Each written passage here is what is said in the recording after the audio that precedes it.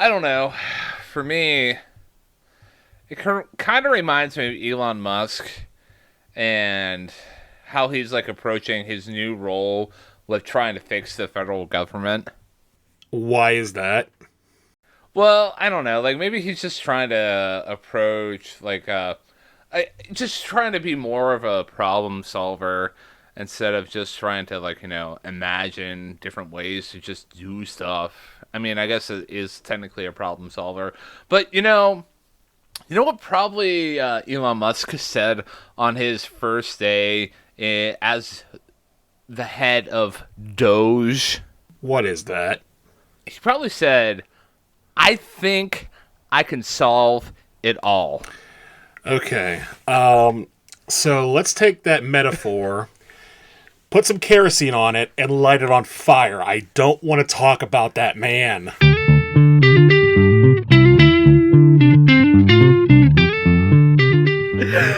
And welcome back, everybody, to the best music podcast on all sides of the Mississippi, all sides of the earth.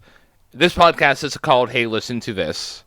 And it is hosted by two dashingly good-looking men who share the same middle name. I'm the one. I am the only. I am the undisputed Ryan James Kearns. And I am the one, the only, the often disputed Matthew James Durzick. And every week here on Hey, Listen to This, we pretty much look at the other person and say, hey, listen to this. Well, what does that mean? Well, it means that we talk about an album of choice, whether it's by an artist we really like, or an artist that the world really likes, or just something that is way weird and bizarre. And speaking of weird and bizarre, last week we talked about Sly and the Family Stone and their 1971 album, There's a Riot Going On. And I like that album, and as it turns out, Ryan, you did too. Yeah, it was a surprise for me because I've never listened to a pure funk record before, and I would even just walking away from the review, not even call it like a pure funk record. Because of what the production was doing, what Sly was doing with the what the songwriting there, it was just a different choice, and it was just more to speak to the what was going on at the time with Sly and the culture of America as a whole. Right. It was a very, very bizarre but very interesting album. And again, if you want to hear our full detailed thoughts on that, the episode is up and ready to go. So this week, Ryan, as we continue through February, what do we have in store today? So, at the end of the last week's review, I kind of made a comment out of pocket a little bit, but I'm going to stand by what I was saying. So, what we've been doing for February is, we've been, celebrating Black History Month by, highlighting African American artists from different backgrounds and different genres. I was thinking that there could have been a very easy artist that we could have had a home run hit with this week's episode. However, I wanted to go off the beaten path just a little bit.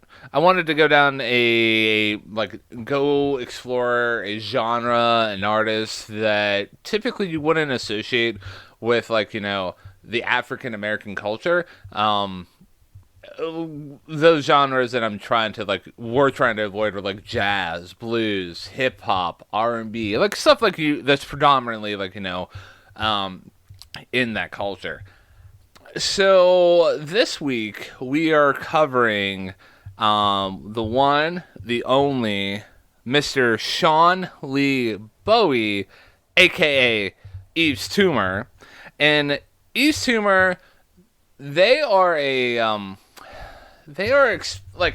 for lack of a better genre descriptor, they're an experimental indie band that incorporates, well, not band, artists that they incorporate just different genres like funk, soul, rock, and even some forms of freeform, and we'll go on with how we're going to be talking about the review here, but the album that we're going to be reviewing from the one Yves Tumor is their 2020 release, Heaven to a Tortured Mind. So, backing up here a little bit, kind of laying the groundwork for what is Yves Tumor as a artist. So, Sean Lee Bowie, born February 14th, 1990. Born the same year I was, man. That makes me so excited. And they are an American musician and producer, like of experimental music, like I hinted at. Originally born in Miami, Florida, but currently has residence in Turin, Italy. So, currently they're not even in America right now.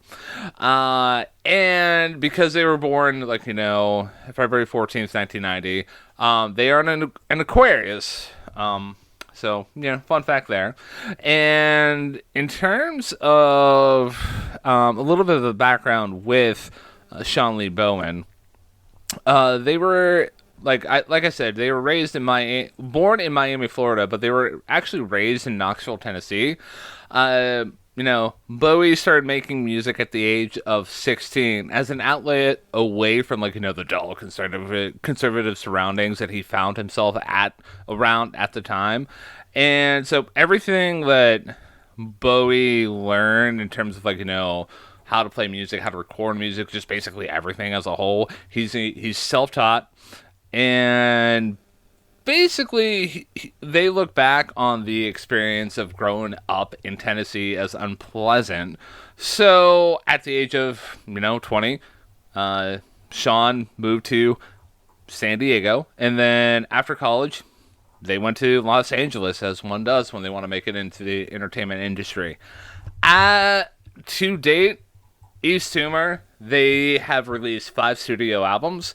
Their first studio album came out in 2015 with the album When Man Fails You. And their next album was in 2016 with Serpent Music. The album after that was in 2018, Safe in the Hands of Love. The album that we're talking about today is Heaven to a Tortured Mind. And the latest album that they released was And Praise a Lord Who Choose, but which does not consume, or simply Hot Between Worlds. And that was released last year. So, I know that was basically a huge blurb about, Heaven to a Tortured Mind by Yves Tumor, which is the album and artist that we're covering today.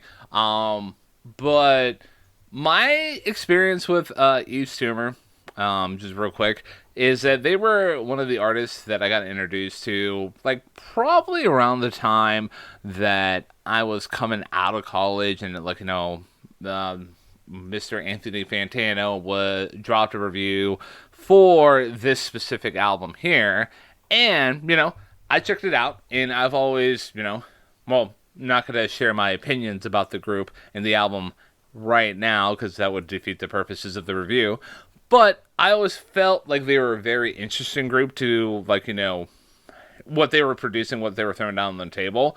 But in terms of, listening to their albums again and again, back and forth, it's something that I'd never done. So, I figured there's not a better way for me to do that or a better excuse than to, throw up the album for review for us. Yeah, and I'm going to be upfront, honest, and quick about this. Everything I know about Yves Tumor is lied in 2 things. 1, listening to this album, and 2, everything you just said. So that's pretty much all I know.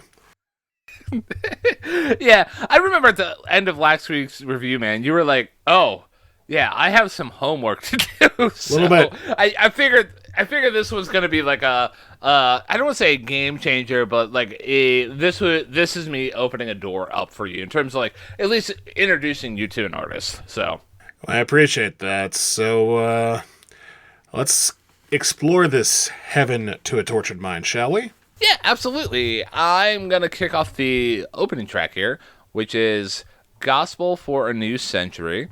And right out of the gate with Gospel for a New Century, Yves, basically comes out of the gate swinging on fire.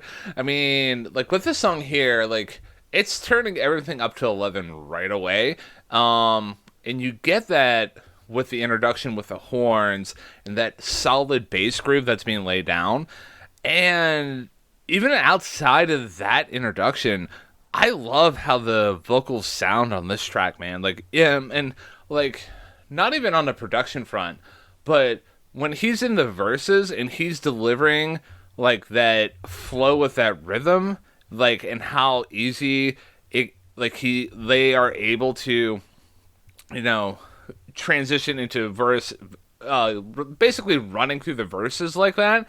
It was super impressive for me. I love the chorus here. And a common theme I'm gonna say throughout this whole review is that the bass part is just phenomenal, man. Like it's definitely a highlight and a feature for me. In here, we get a Doors reference, which I'm always a fan of because he in the chorus he mentions "Come on, light my fire, baby." Like that, I love that. And like at least on the lyrical front, this song seems to be about like a relationship conflict because you get right out of the gate Sean singing lyrics like hey, I think I can solve it, I can be your all, ain't no problem, baby. But they turn it on the other person's head with the lyric right after that being like, you can be more but you're heartless, basically comparing like that significant other to being like very heartless. But the like Sean is approaching the relationship with a very honest and like, hey, like I want to fix it, I want to be a problem solver, but you are the issue. I love this song, man. It's an excellent introduction for Yves Tumor for anybody that is not familiar with him, which I'm kind of curious to see what your opinion is going to be. I think you're going to like this track, but if you don't like it, it's okay. But in terms of ranking here, though, this track did land in my top 3, and for the record, I have a top 3 and I don't have a bottom anything here. So this track is my second favorite track off the album. So I'm going to dispel any type of controversy you may have alluded to, and I will also say that it is my second favorite track on the album. And for the record, I have a top 2 and a bottom 1. But you are right on the money, like right out of the gate. What I like most about this track that you really haven't already mentioned is the fact that, like you said, it's a great introduction sonically to what Yves Tumor can bring to the table. I love the intro where it feels like the first time I listened to it, I thought, is my track skipping? Like, is this skipping? It's like, no, that's just how the beat works with the way it starts and then stops, starts and then stops. And the way it's a great intro. The lyrics, like you mentioned, are great with the contrast between Love Ya Baby and also I'm Not So Sure If You'll Love Me Back. Yves sounds the not to pigeonhole their sound, but they sound a little like Prince or maybe even like a Lenny Kravitz to a degree, sonically. But yeah, no, this is a great start to this album. Almost feels like you're listening to something, sort of that retro sonic type of vibe that they were going for here. And it's really good. So again, I have it at number 2 as well. And this is where I kind of want to like when I started listening to the album and specifically this track here for the purposes of gaining information for the review that we're doing right now. I heard this and I'm like, oh, I think I spoke out of pocket with oh, hey, I don't want to do traditional like African American music in terms of like genres that they're typically associated with, and like here you get like funk, soul, horns. I'm like, oh, but things are going to change up here pretty soon.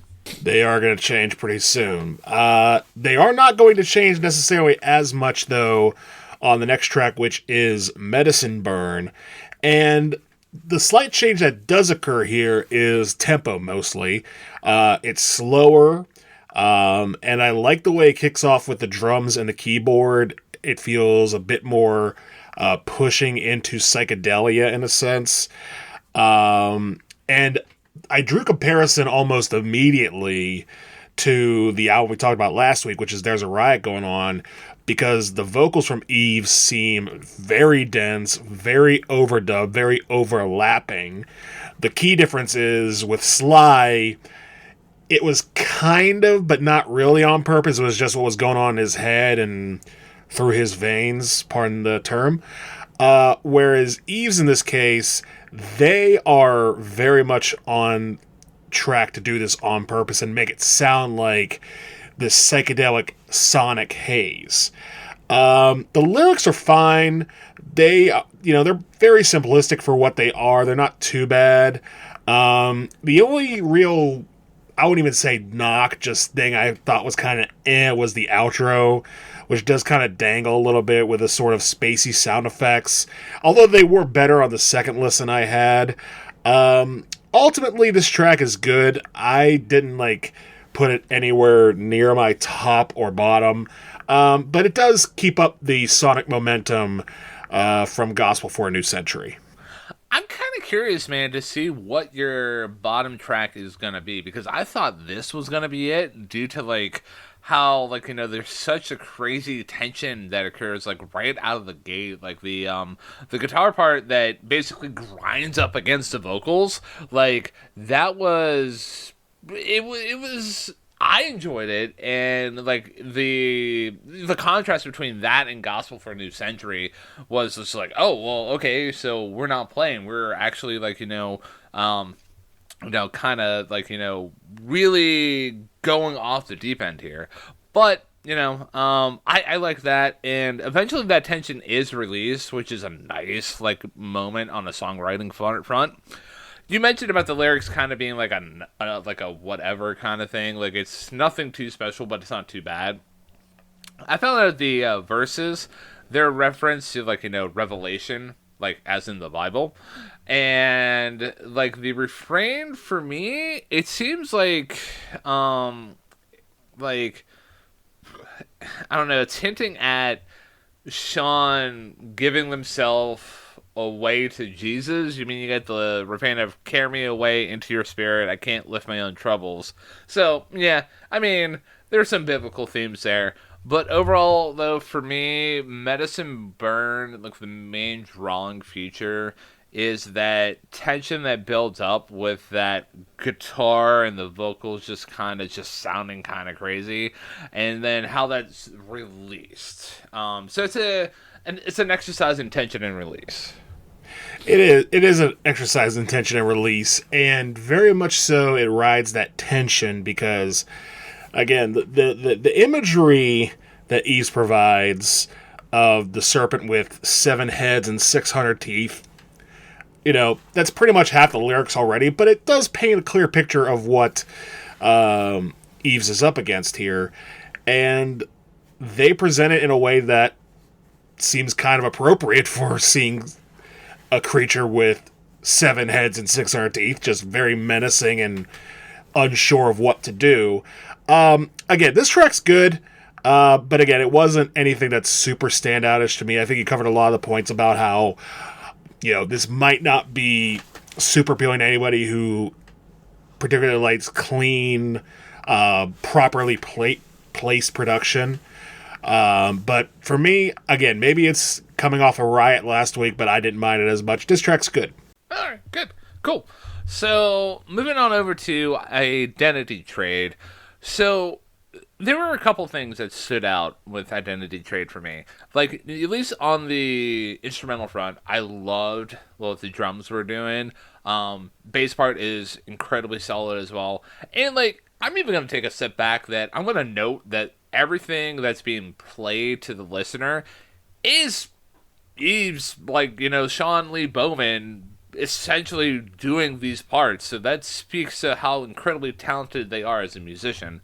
So, they were just engraving so incredibly hard here.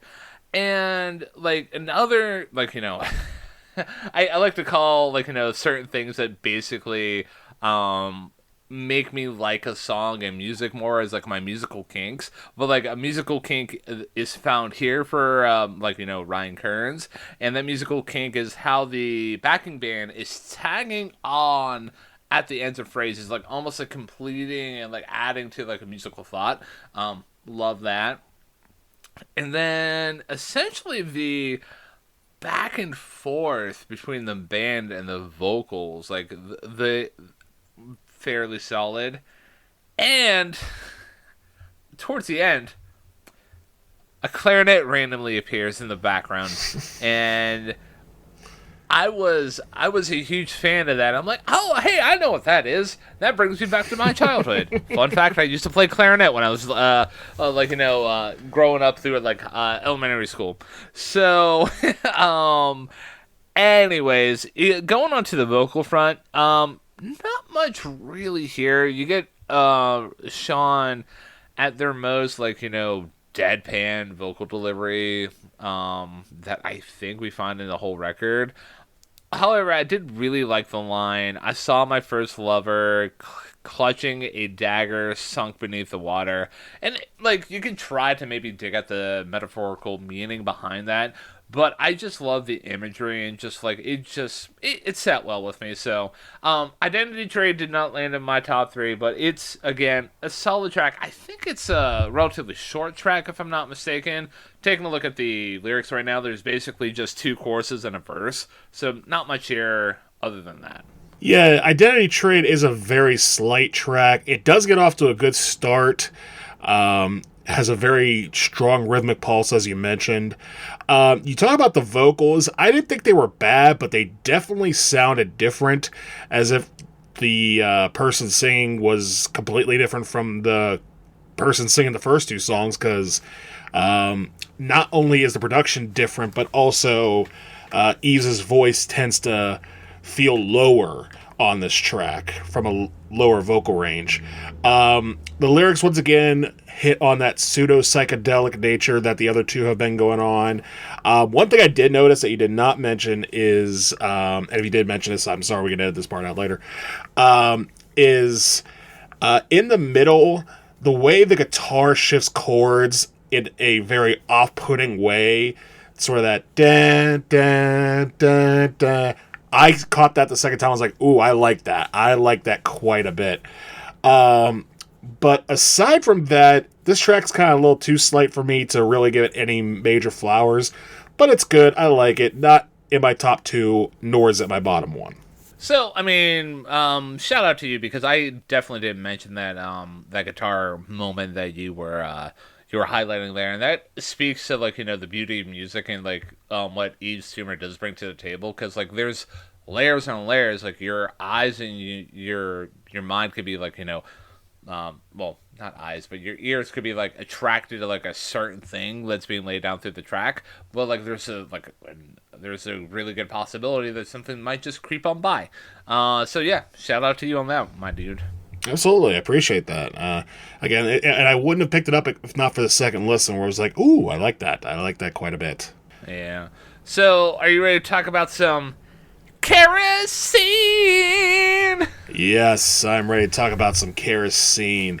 And right out of the gate, like I mentioned, I wasn't necessarily turned off by the production and the density of the first three tracks, but the clean intro, the very stripped back bass and drums that kick this song off are great. And the vocal trade-offs between Yves and the other singer on this track sound very in tune with each other. Love the way they trade it off. Lyrically, it's basically just a love jam. Saying, hey, baby, what's up? You light my fire. And kerosene, obviously, is basically a metaphor for fuel. Give me the fuel to feed my fire, to feed my love. The guitar work on this track is fantastic. And I only have two more notes on this track, which is one, this is what Stank Love should have sounded like at the end of Stankonia. And secondly, as you may have guessed, this is my favorite track off of this album. I totally respect that, and you kind of made me choke up here a little bit whenever you were referencing "Stank Love," and how this is how like that track should have sounded. Yeah, I can kind of see that, man. I like this track here quite a bit too. It does land on my top three at number three. The second vocalist that you mentioned, I'm switching back and forth between my notes and genius.com. So I pulled the information up. It is one Miss Diana Gordon. I don't know who that is. So yeah, shout out to Diana Gordon. I'm sure you're doing well in today's day and age. I mean, who knows? Anyways, so speak about Diana and Eve's trading vocals. It was definitely one of the highlights for me as well on this track. They really sound tight when they overlay. Like just it's pure musical bliss for me. And especially when the chorus happens, it's just such a nice pop. The guitar part that you mentioned, where it just basically screeches on the word kerosene, really cool, really, really nice. And even outside of like the guitar and like the vocals, bass, love the bass line as well. It's an incredibly unique line, but really love what Sean is doing there.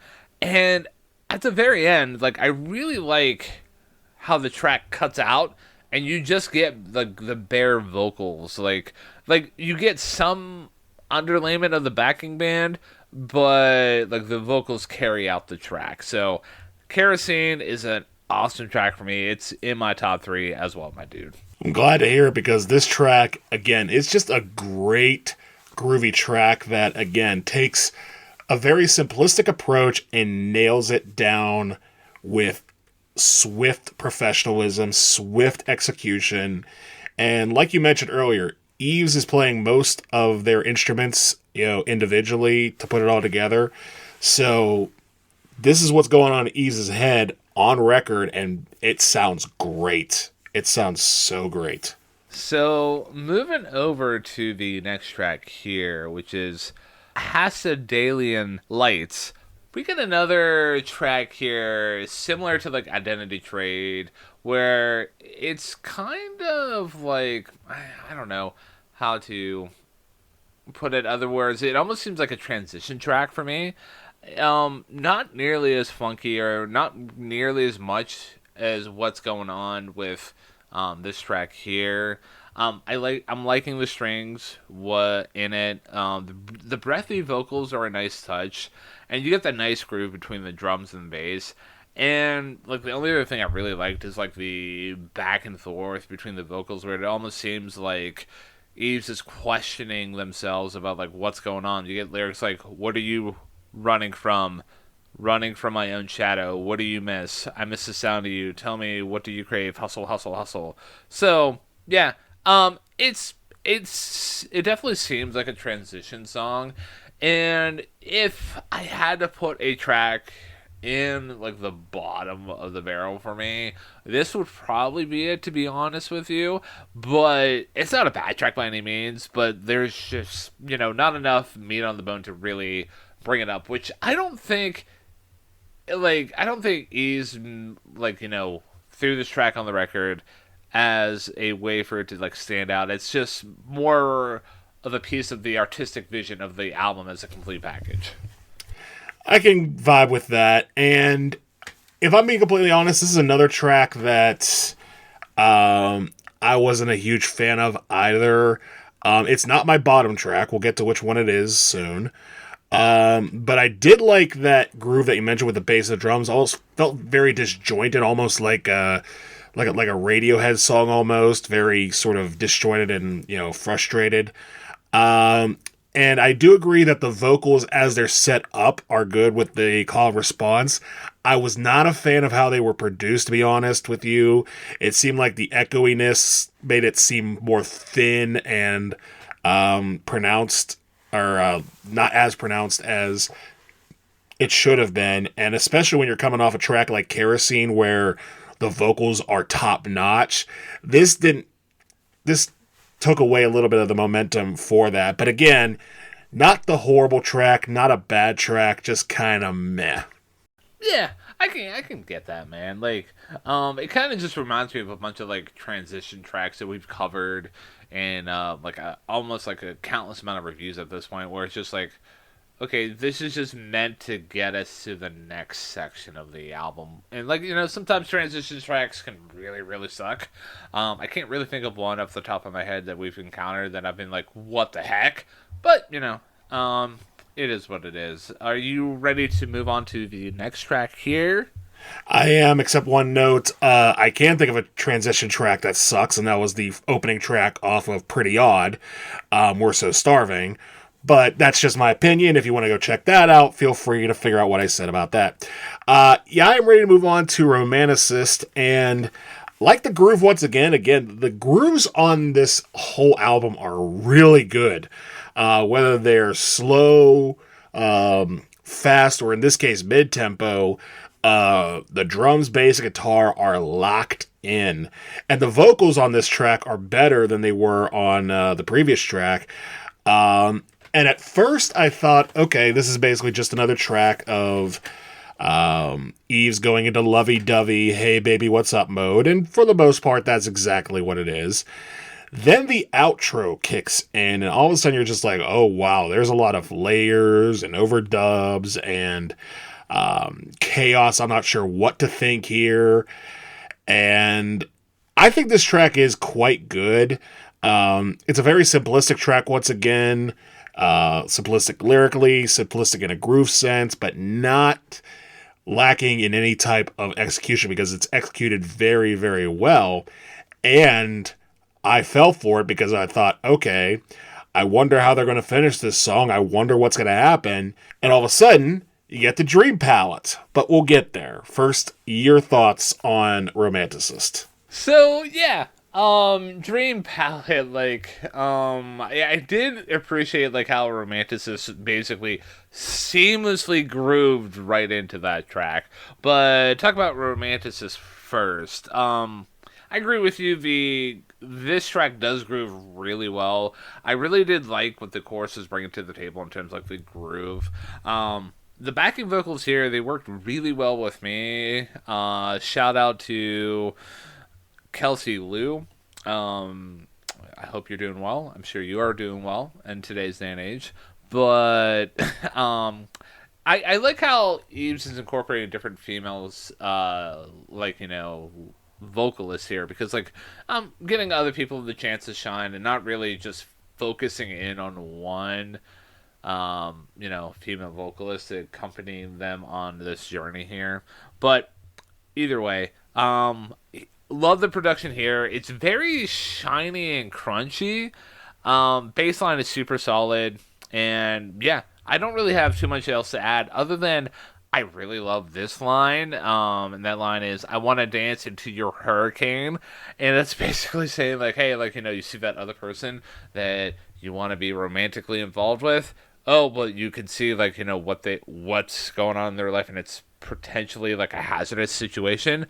Well, hey, I want to bring joy into that situation. I want to dance in that hurricane. That was a nice touch. But Romanticist did not land in my top three, but it's still like a great track for me. It is a great track, and it probably could have crept up there, but it didn't quite stand out enough to earn that moniker. And we already know what my top two are, so not to say it's all downhill from here because it's not, but we have reached the mountaintops as they were on my end. And then again, I don't know if you were able to figure this out. When exactly does Romanticist stop and Dream Palette start? Which side does the weird intro or outro, as it were, fall on? Yes. Okay, cool. Awesome. Thank you for answering that question with proper gusto. All right. So before we jump into that palette that is just so dreamy, Matt, I have a question for you. I'm a little scared, but go on. What is that question? If the listener right now is listening to us and they are really liking what we are throwing down on the table, they're thinking that we can solve it all with kerosene, with our musical discussions, and they want to support us, what are some ways that they can do that in order to make sure that we keep on keeping on here? Well, one way to keep on keeping on with us is by finding us on your favorite platform of choice, whether it be the likes of Spotify, Apple Music, or YouTube, giving us a like, or even subscribing, making sure that, hey, listen to this is part of your weekly podcast feed. If you're on YouTube, make sure to like, comment, and subscribe. We put our videos up every week as we do on Saturdays, usually on Saturdays. I don't think we missed a Saturday yet, but that's aside the point. On social media, you can find us on Facebook, Threads, Blue Sky. We are no longer on Twitter, so for those Twitter people wondering, where'd you guys go? That's where you can find us. We're also on Instagram as well. And if you want to give us some feedback directly, again, you can use those social media sites. You can also email us at ttheylisten@gmail.com. Again, that's ttheylisten@gmail.com. And ttheylisten is our main moniker on all platforms. So if you're looking for us, that's the way to find us. And if you email us or message us directly, because some of you might go a different route, some of you might even know who we are, and message us that way.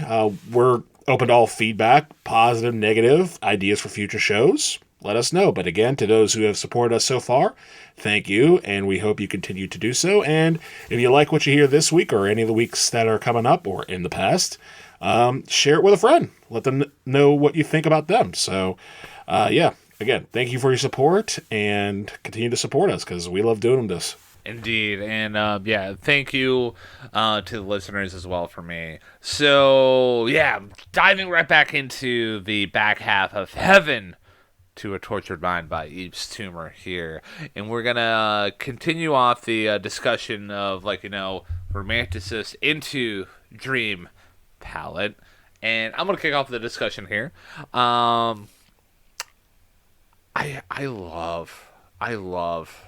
love Dream Palette, man. It is so good. So you get the chaotic opening that happens, and then you get the transition into the vocal and the backing band, and that tradition is pulled off. The transition is pulled off very nicely. I'm loving right away. Outside of that, the vocal delivery is really what captured me. It just seems very focused. It's very upfront, and Yves is just throwing down some bars. The bass part is crazy good here. This is probably my favorite bass line from the whole album. And even outside of the bass part, I'm loving the backing vocals on top of that bass. It does come across very nicely. And another musical kink for me is found here, and there's a moment where the track almost stops in its flow, it picks itself back up, and then keeps on keeping on, and I really love that. The outro is just super solid as well. I think that's what sold the track and brought it up to a new level for me, and loving this lyric here, and that lyric is floating through what feels like a declaration of love, our hearts in danger. Yeah, and that's accompanied with the chaotic swirling elements that we find in that outro. But yeah, dude, I love the song. It's a 10 out of 10 for me. It is my favorite song off the album. I find that fascinating. It's not my top two, obviously, but I did like this track quite a bit. I just find it fascinating that this track is your number one track, and the track that preceded it, which sounds the same except lyrically different, is not even in your top three. I find that fascinating, and I'm not going to question it just because I know you and questioning things sometimes might lead down a rabbit hole that I'm not willing to climb up from. I'm just going to go ahead and give you my thoughts on this, which is I like the track too. I think it is a great sequel to Romanticist. I think the singing on this track is better. I think the lyrics are a lot deeper, like you said. The lyrics that you mentioned there are very, very key. And that drum outro that you mentioned, the way it just sort of grooves out, love that.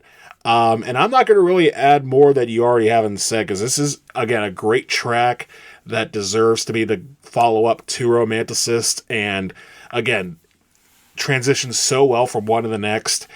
So I can understand why you think this track's great, because it's a really good track. So, not that I have to defend my opinion of a romanticist versus Dream Palette. I think it was just mainly the vocal delivery and the lyrics that really took it up to 11 for me. And everything else, I guess, is like maybe pound for pound the same. But yeah, I mean, that's just my opinion. Sometimes I get a little crazy here. No, it's fine, because, like I said, this track is better than Romanticist. I will give you that. It's the singing's better, lyrics are better, the execution's better. I get it. I just find it funny that they do sonically sound the same, except for those couple tweaks in it. And I guess that's a proven point that just a little couple of tweaks can take a song from good to mind-blowing, or in my case, from good to better. So moving on, if you're ready to move on, to Superstars. Now, this song starts great. The drums and guitar intro, very reminiscent of Hendrix or even Funkadelic, like a song like Maggot Brain. Just a very slow, dense, guitar-driven R&B groove. And the vocals themselves continue to be pretty good for the oeuvre that Yves is trying to go for here, whether it be the echoiness or the density or the overlapping. They sound good. Otherwise, this song is pretty cut and dry. Yves, they're trying to come off again as this horny, lovey space god and showcasing their horny loviness, which, hey, R&B's like that sometimes. It's okay. So yeah, this track sounds great. It didn't stand out quite enough to me, because once you get that great intro with the guitar and the drums, you pretty much know what you're getting for the next couple minutes, and it doesn't really elevate itself. It just stays on that strong, solid plateau for me, but I liked it. I think I'm a little bit higher on this track than you are, because if I had to be honest with you, this track could have easily crept into my top three, knocking out, if I can remember correctly. Oh, it would be actually Kerosene, your favorite track. Anyways, so like I think I was more just what mainly how I approach like Yves Tumor as like an artist. I'm really just driven like drawn to their ability to create such soulful grooves, and like also their experimentation, like how it works out. It's like a dual-edged sword for me. And with this track here, you get more of the grooves and just how tight their performances are. And that's what I found here with Superstars. Like the vocals, they are so soulful, and also the back and forth is super solid for me. Another, musical kink for me. Maybe this is a very kinky album. Maybe that's why I like it so much. Anyways, moving on. Again, like I said, countless amount of times throughout the whole review so far, the bass part here, so solid. I really like the chorus. It's really good. And also, like, an added touch that I found that I really did like that elevated the track is the keys that you randomly hear during the second verse. They're super great. Overall, Superstars, like, I think I'm a peg higher on appreciation of this track than you are, but I could see where you're coming from, where it doesn't do enough to make itself stand out other than the performances. So Right. And again, it's not even that the performances are bad. They are great performances. It's just they stay great and then it doesn't elevate itself after that. But that's not necessarily a bad thing because again, as we've mentioned in the past with R&B and with even rock in some cases, when you got a good thing, why mess with it? So that's what they went for here and it came off very, very well. I like this track quite a bit. So, moving over to the next track, which is Folle Impossible. I am grossly mispronouncing some of these track names, but it is what it is. I am what I am. I know what I am. I'm comfortable in my own skin. Ladies and gentlemen, believe in yourself. So, Love that. oh man. So with Folle Impossible, this takes a different turn. It's going more on the experimental front for Yves Tumor. Like here, you get that scattered opening with things just coming in and out of focus. It's very freeform, and it just reminds me of like I don't know, like for lack of a descriptor, like a pretentious community theater play where they're talking about like the economic warfare in America, where it's just like you're coming in and out and like nothing really is clearly said. But here, I kind of like I was a little bit taken back by that. But overall, though, with the whole package outside of the vocals, um, like I did like the spacing warby effects that occur in the background. Can't really speak so much about the lyrics because I mean you get like basic lyrics like "You're my wildcat, I'm your hound, mouth wide open, limbs are shaking." And like the chorus is Monday, Tuesday, Friday, Monday, Tuesday, Thursday, Friday, Monday, Tuesday, Friday. Like we get it, we get it. Like you've listened to The Cure maybe a couple too many times. But yeah, it's just a very interesting song. Another song that could have probably like I know I said this with one of like the song here how Hacidlin Lights. Wow, I'm doing a great job pronouncing song titles here this evening. But maybe that's an indication of like how much I appreciate the track. If I'm able to pronounce it cleanly, then I like it a little bit better. But pronunciations aside, yeah, this song is kind of weird for me, but it gets a pass staying out of a bottom track tier. Well, it does not get a pass from me. This is my least favorite track on the album.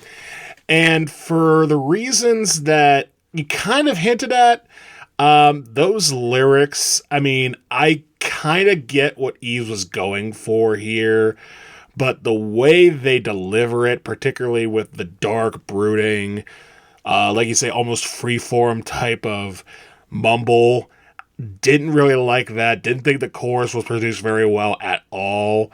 The only real positive I have from this track is the groove itself, which does have a bit of a thinner, funkier vibe to it, almost like a When Doves Cry type of vibe going on, where you take out the bass and just let the polyrhythms take over. I did like that. I did not like the lyrics. I did not like the way, way out there vocals. I guess what Yves was trying to go for here was a bit of a demon within me type of vibe. Sort of this, hey, instead of being spacey love god, I'm going to be maddening werewolf ready to pounce on you with love, except it's not love. It's very much probably a crime, which, considering the vibes that have been already set and the production standards that have already also been set throughout this album, this one I immediately was like, no, I'm good. Don't need to hear this song again. And I'm sticking with that. So, Folie Imposée, my least favorite track off this album. And I totally respect that. And I think upon further reflection, on how I feel about all the other tracks on the album, if I had to pick a least favorite, I'm right there with you. But I think I'm giving the vocals a pass, mainly because I was just trying to vibe out to the overall song package. But like you said in countless amount of reviews so far that we've done together, if you're not paying attention, it's okay. If you're not listening to the music. Here's the thing though. Like you talk about vibes, and this is where I'm going to slightly disagree with you a little bit because I know what you mean, and you're not completely wrong. But I feel like a lot of this album, what makes this album good, is vibes. But to me, I just couldn't even get that part. I couldn't even vibe to this track. Like maybe like I would have to like be not paying attention really at all. Like if it's like on in the background, not paying attention, okay, fine. But if I'm like trying to listen to it, I can't do it. Like it's there's so much sonically wrong with it that I cannot give it a pass. You have obviously never been to a local community theater production talking about the economic welfare class warfare of America nowadays. um, You're right, I haven't. okay, and it shows. Oh man! All right, so moving away from Folie Impossible to Strawberry Privilege, and Matt, I'm gonna let you, lead this one off here. Yes, Strawberry Privilege. This shifts back, at least lyrically for me. This track is a throwback to the wandering ideals, the uneasy ideals that Yves presented at the start of the album. Sort of that conflicting nature that we got on Gospel for a New Century. Very just sort of, I want to love you, but I'm not sure if I can vibes. Musically, though, it's definitely a change up from most of everything else on this album. While objectively, the groove is still very good. The way it feels is very different. It almost feels like an indie groove, particularly with the chants that are going on that sort of put the hook in place. And this is a track that, talking about vibing, it definitely sounds better when it's just vibing towards the end and not getting as deep. Not that the vocals are bad on this track by any means. They're not. This is a solid album track for me. But at the same time, did super stand out. And kind of like Superstars before it, once you get that basic idea of what the song's going to sound like and the first few lyrics that Yves presents, you pretty much get the song. You pretty much get the song until the ending when it focuses heavily more on the music than it does the actual lyrical content, which I did prefer in a sense. But ultimately, Strawberry Privilege, solid track. So, I'm gonna agree with you. Well, I mean, maybe I don't know. So you were talking about like how this track doesn't do like once you know what it's bringing to the table, like you basically kind of know the picture, and it's not doing enough outside of that, other than the ending, to make itself stand out. I think the only thing that makes this track here specifically stand out, it's not with the music that it's bringing to the table, but it's a standout track for me because it just doesn't sound like anything else on the album. And that's not necessarily like a knock against it. It was just Yves exploring a different genre. It it's a fun track. I like the vocal part. Bum bum bum. Like that's a fun moment. The bass part is super solid. The vocals are again so soulful. Backing band is very solid as well. It's a groove track, but I think I can agree with you though that once you basically dive into the pool, what this song is bringing on a musical landscape, like you basically know what you're getting yourself in for. And it does it well, but it doesn't do enough to like elevate it up into like a new kind of tier. Yeah, no, and again, it doesn't elevate itself, but at the same time, what it starts with and what it ends with being the same thing is still a good thing if it starts and ends with a good thing, and it does. Again, that indie groove does work very well on this song, and again, if it's, I talk about songs that sound good when you're not paying attention. This sounds good even if you're like half paying attention. Like if you're just listening to the music and not necessarily focusing on, the literal architecture of the literature of the lyrics, then you got a good song. And that's what we have here in Strawberry Privilege. It's a good, solid song. So moving away from Strawberry Privilege into the penultimate track on the album, Asteroid Blues, and for those of you who are super fans, at the end of last week's review, I asked Mac to pick between astronauts and vampires, and he picked astronauts. And this song is the reason why I chose the noun astronauts, because Asteroid Blues. Fun fact. Anyways, here we get another transition track that's mainly meant to just guide us into like the final track on the album. It's very reliant, like it's a purely instrumental track, like I said. The bass line to kick everything off is super good. Again, loving what Yves is bringing to the table on the bass front. I admire their work 10 times out of 10. The random screeches that accompany the bass and drums, I did like that. I thought that was an excellent texture. And I did say this was an instrumental track, but you do get some vocals, but they're essentially pushed all the way back and inaudible. So in my head, I kind of count that as their own instrument. But yeah, Asteroid Blues, it's a fine track. It's essentially another groove track for me. I'm right there with you on that. It's basically a vibe track. It's a jam session that sounds like it has movie sound effects in there. Like they just said, okay, drums, bass, and whatever they use for the Avengers trailer. Let's go with it. Let's make that a song. And they did. And it's pretty good. It's a pretty good transition track that does sort of set things up for the finale, which is A Greater Love. And so shifting from the penultimate track to A Greater Love, I'll go ahead and start my thoughts on this. Musically, this track, A Greater Love, sounds, well, great. It's a great sound for A Greater Love. And the vocals, once again, tend to go on the layered, murky side. But at the same time, in this context, it works. It works to have the murky, spacey vocals from all over the place that Yves provides on this track. They do sound good.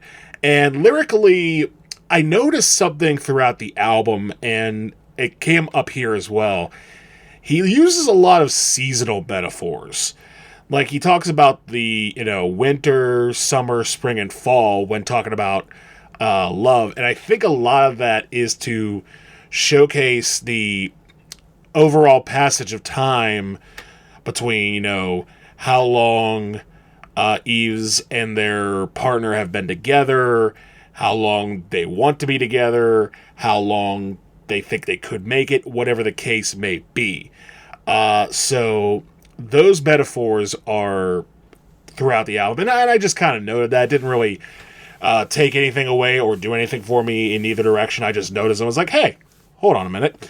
But aside from that, it ends the album on the same note that it's been going throughout most of it, which is spacey R&B jam with great guitar work, great rhythm section work, and solid vocals. So, good way to end the album. And I agree with you, man. And one thing that I will say, and I'll bring this up in my overall thoughts, I kind of just think about the whole journey that we've been on with the Gospel for a New Century and how everything kind of kicked off at 11 with his horns and that bass and just the vocals, and how that chorus is just so good. And then it just seems by the time we get to the Greater Love that, okay, Eve's just tired. Like they're not able to like bring the fire so much. They just settle into their own groove.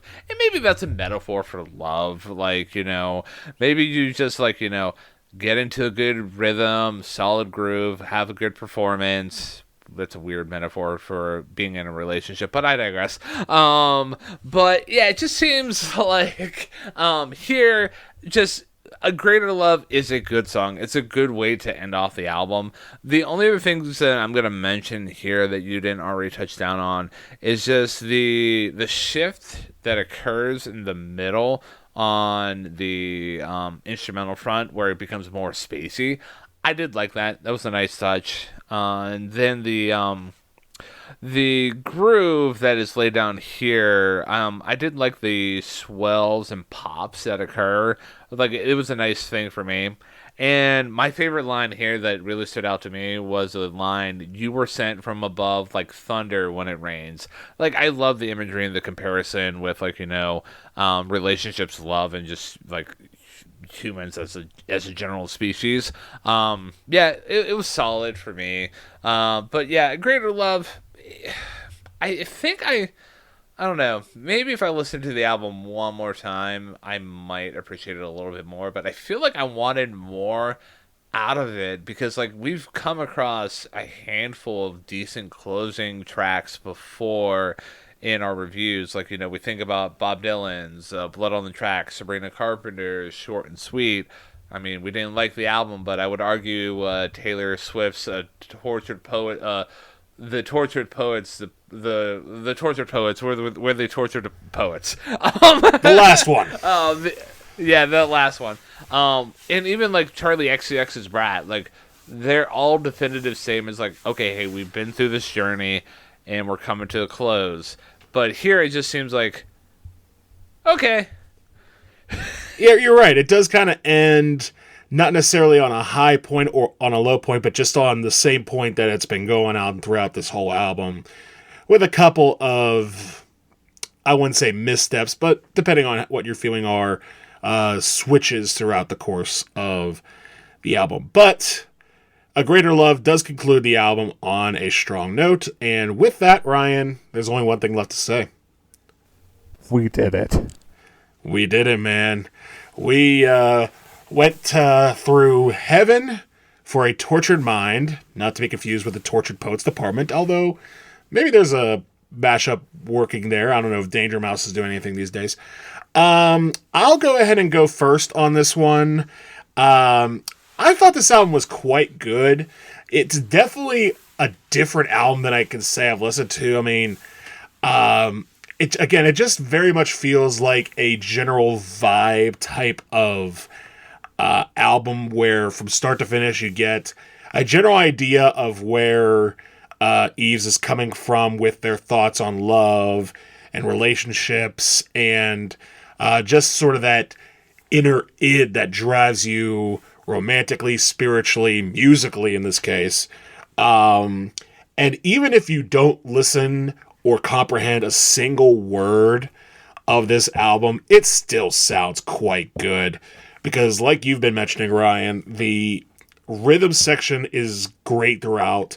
The guitar work on everything is pretty much good. And the vocals, it does come down to whether you appreciate the psychedelic nature of studio overdubs and studio tricks, whatever you want to call them. Reverb in a sense as well. If you're into that, you're going to like this album. If not, this may not be the album for you. But I did dig this album, and I'm going to give it a solid 7.5 out of 10. So my thoughts about Heaven to a Tortured Mind by Yves Tumor. So I kind of alluded at kicking off the discussion for A Greater Love, at least on my front, is that I feel like the album starts off on a very strong note, and it just kind of just settles into a nice groove. You get different moments where Yves is trying like different things, like Strawberry Privilege, Folie Impossible, Hasseldellian Lights, and like even the tracks, even like a songwriting trope, well not a trope, but like an execution where they pivot from romanticist over into dream palette. Like that was an excellent moment for me.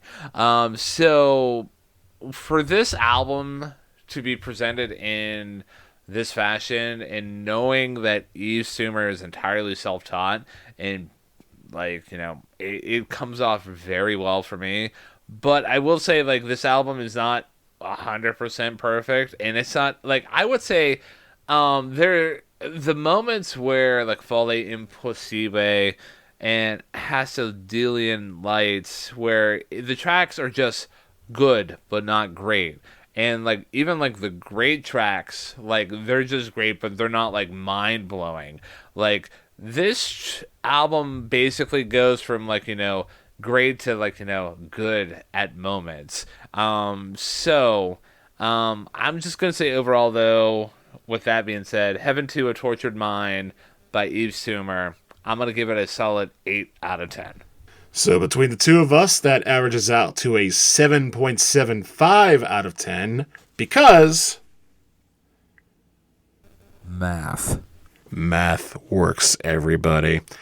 So this album, Heaven to a Tortured Mind, in regards to finding an album to recommend based off that, there have been many times on this podcast where I have struggled to come up with even one type of recommended album based off what I heard.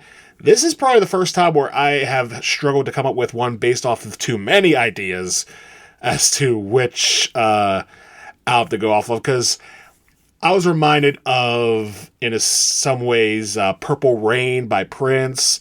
I was reminded quite a little bit of Igor by Tyler, the Creator. I was even reminded of the album we covered last week, which is There's a Riot Going On. But I'm not going to choose any of those. Instead, I'm going to choose with an album we've almost reviewed and may review one day, but we haven't done it yet.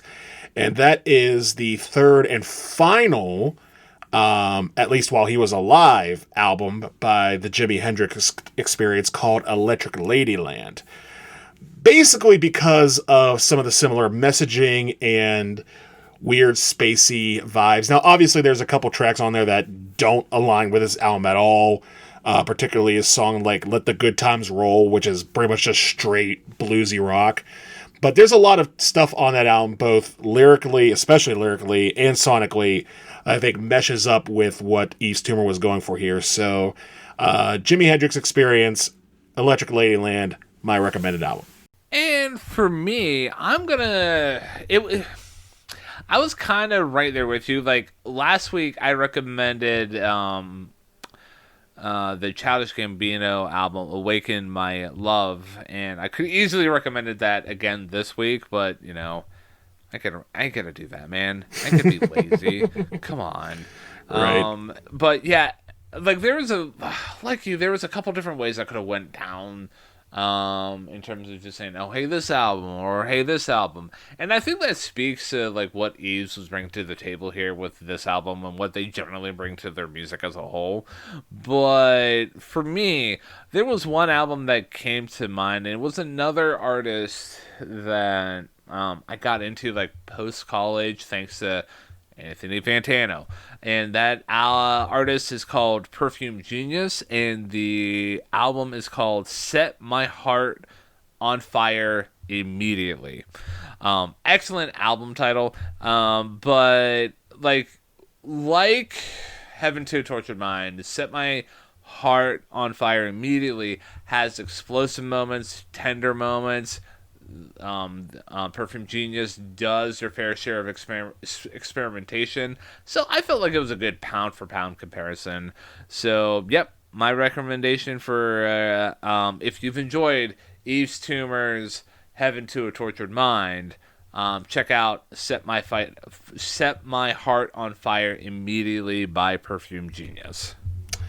So, to those listening, if you've not listened to either the Perfume Genius album or the Jimi Hendrix album that we have recommended, go ahead and take those a listen, because I think you may find some similarities between that and Heaven to a Tortured Mind by Yves Tumor.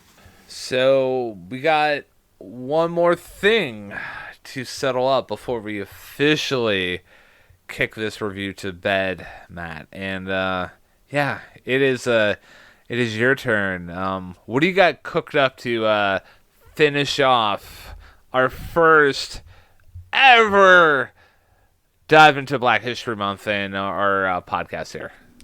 Well, you had made the comment earlier in this review and at the end of the last review that you do not necessarily want to go in a direction of quote unquote traditional African American styles and want to do something different. And I commend you for that.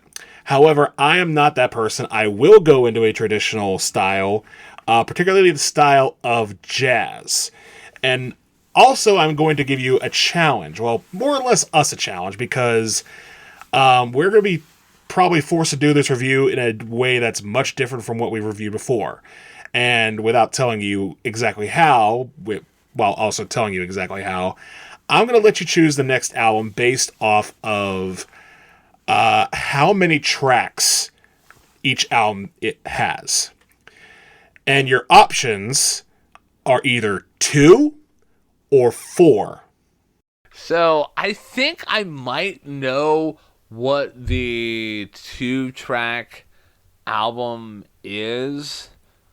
So I'm gonna go with 2, just to see if I'm right. Okay, well, I'll just let you try to guess if you think you know which album it is.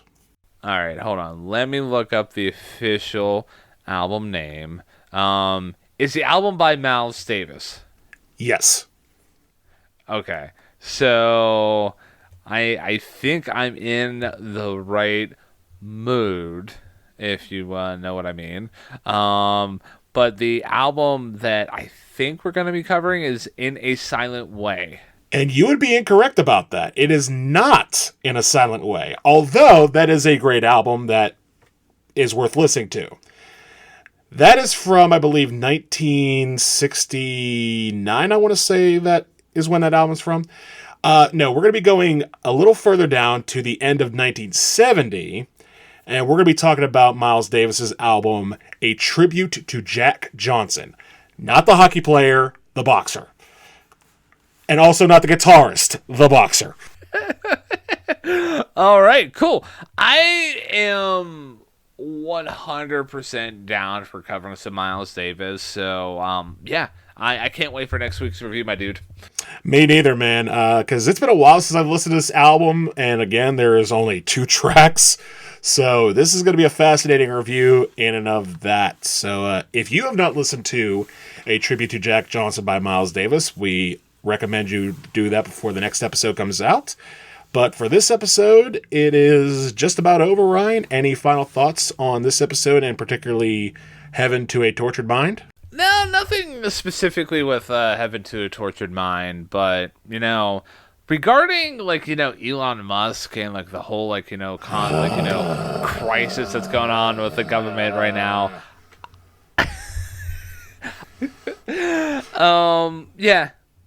I could say more, but I've already solved it. Unfreaking-believable.